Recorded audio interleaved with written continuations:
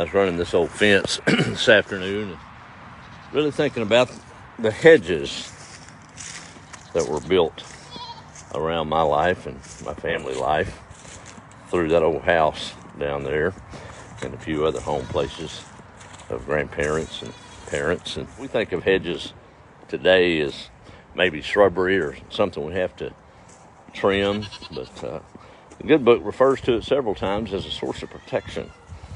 You remember Job, and old Slewfoot decided he wanted to give Job a test, so he said God had to remove that hedge.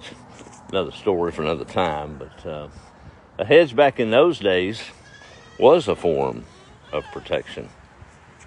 They say the old shepherds out there on the plains would build a kind of a circle out of rocks or thorns or whatever raw material they had to kind of build up about a 3 or 4 foot high stave. And they'd put 3 sides up, but then there was a gap where they would enter in and out, and they would lead the sheep or the goats into the fold there of what they'd call a sheep's coat. And didn't have any holes in it. It was secure from predators. In front of that little entrance there where the sheep or the goats would pass through and bed down for the night was called the way. And that's where the shepherd would sleep at night, across the way to the fold. Thought a lot about that this afternoon. The predators that would be after those sheep or goats for their meal that night knew they wasn't going to be able to pass by through the opening because the shepherd lay there ready to protect. They had to find a hole in that hedge somewhere, come sneaking in the back door and find them their meal. And as long as the shepherd lay there and stayed vigilant, they wasn't getting through that hedge. No, I've been blessed to have that hedge built around me.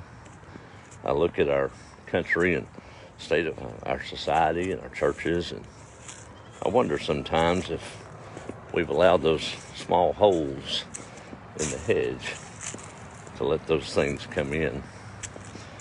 I think sometimes we look back at our Mama and Pawpaw, and they didn't have much, didn't have a whole lot of money, and a lot of them didn't have a whole lot of smarts as far as book learning went, but they had peace. So they were doing things different. They were doing it as instructed in the Word. And here we are, probably minds more intelligent than has ever walked the earth, but we're spiritually ignorant, and we wonder why it's crumbling around us. I think we've got some holes in the hedge. Y'all remember Sears and Roebuck catalog? Think about online shopping. Well, they crammed all of that into a book. And man, I don't know if y'all remember looking at it. It was jammed up with, I don't know, it'd be 200 or 300 items on one page. You really have to be diligent to make sure you had the right order number.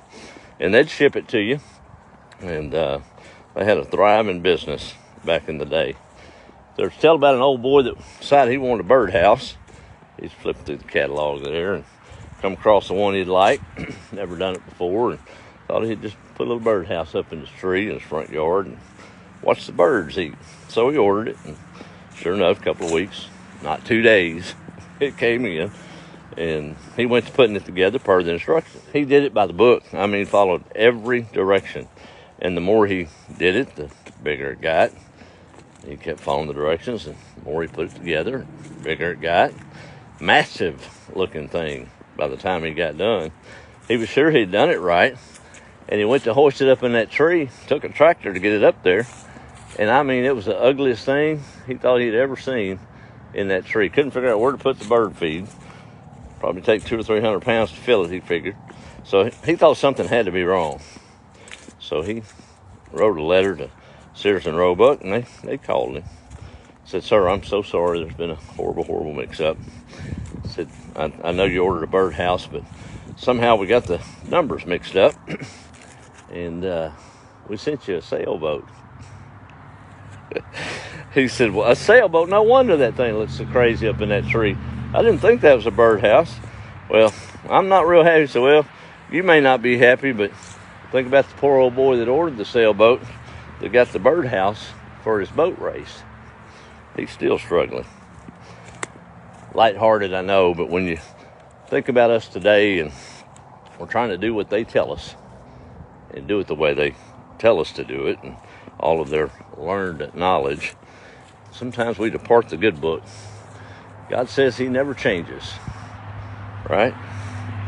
Well, sometimes we change and we outsmart it, and then we wonder why we have so much religion around, but we don't have any power, no substance, no peace.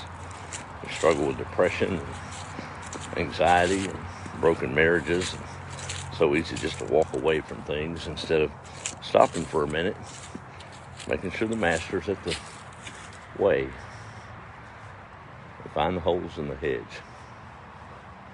So if we find those holes in the hedge, we can patch them up. It keeps the wolves at bay, and all is right in the world.